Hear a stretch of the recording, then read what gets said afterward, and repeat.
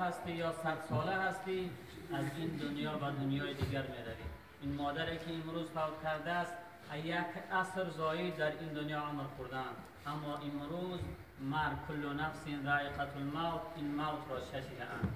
و این خاطر حضرت میگه گر عمر تو عمر نوح و لقمان باشد، آخر بروی چنان که فرمان باشد.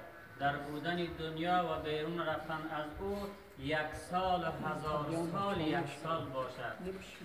در این دنیا اگر عمر نوح اگر 100 سال یا 100 هزار یا 1200 سال اگر عمر بخوری، اما یک روز موت بالای تو می آید، از این دنیا به دنیای دیگر می روی. و این خاطر ما و شما باید تیاری مرگ را پیش از آمدن مرگ ببینیم. حضرت ابن عمر میگه بعد 10 تا اصحاب رسول الله صلی الله علیه و سلم بودن که حضرت ابن عمر میگه یکی از اونها منم حاضر بودم که رسول الله صلی الله علیه و سلم را گفتند ای رسول خدا صلی الله علیه و سلم، در بین امتهای تو از انسانها کی دیده با عقل تر است در نزدیک خداوند و رسول الله صلی الله علیه و سلم؟ رسول الله گفت کسی است که مرگ را زیاد یاد میکنه. اکثرهم ذکر للموت و اکثرهم استعداد للموت، اولئک هم الاقیاس و ذهبوا بشرف الدنیا و کرامت الاخره.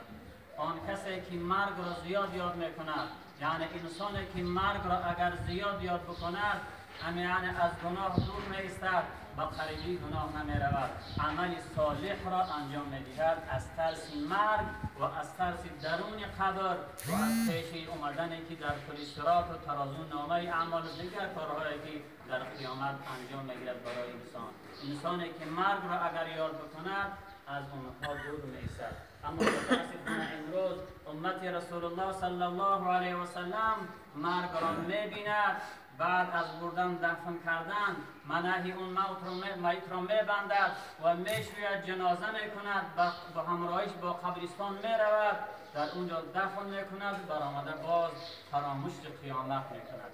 و این خاطر باید هر فرد مسلمان موت را دید از این عبرت بگیرد. بالای بنده دو حق هست، یکی حق خداوند و دیگر حق بنده.